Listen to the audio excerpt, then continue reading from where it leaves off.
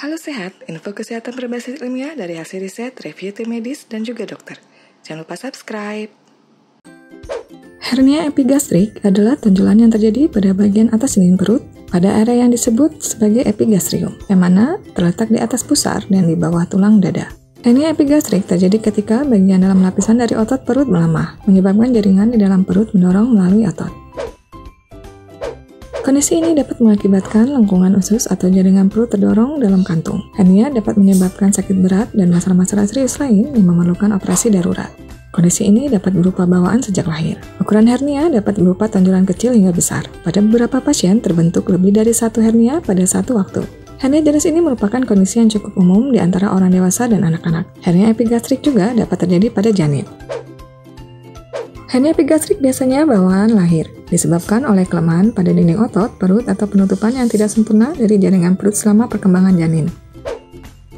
Ada beberapa faktor dapat menyebabkan atau memperburuk hernia epigastrik, meliputi obesitas, kehamilan, mengangkat benda berat, pekerjaan fisik, olahraga intensif, penuaan, batuk kronis, kecacatan genetik, dan penyakit vaskuler kolagen. Beberapa pasien pada usia anak-anak dan remaja terkadang tidak menyadari adanya hernia epigastrik.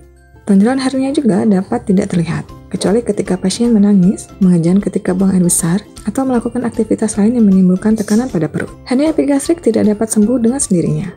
Pasien biasanya disarankan untuk melakukan operasi perbaikan, termasuk pada pasien janin. Hal ini dikarenakan risiko hernia dapat bertambah besar dan mengakibatkan lebih banyak komplikasi dan rasa sakit. Hernia epigastrik yang telah diperbaiki dapat muncul lagi atau dapat muncul hernia baru yang berdekatan dengan perbaikan sebelumnya. Rasio kambuh jangka panjang setelah operasi perbaikan hernia dilaporkan sebesar 10%. Setelah operasi perbaikan secara laparoskopik, berkumpulnya cairan di dalam bekas kantung hernia umum terjadi. Kondisi ini disebut saroma dan biasanya dapat membaik seiring waktu. Hernia tidak selalu dapat dicegah. Terkadang suatu kondisi yang merupakan bawaan lahir atau operasi sebelumnya memicu terjadinya hernia. Meskipun demikian, dapat dilakukan beberapa penyesuaian gaya hidup untuk membantu mencegah hernia, yaitu dengan cara menurunkan banyaknya regangan pada tubuh. Berikut beberapa kiat untuk mencegah hernia. Menjaga berat badan ideal dengan mengkonsumsi makanan sehat, melakukan olahraga untuk membantu memperkuat otot-otot di bagian perut, mengkonsumsi buah, sayur, dan biji-bijian untuk menghindari konstipasi, berhati-hati ketika mengangkat benda berat dan menghindari mengangkat benda berat di luar kemampuan. Memeriksakan diri ke dokter jika sakit batuk atau bersin terus-menerus.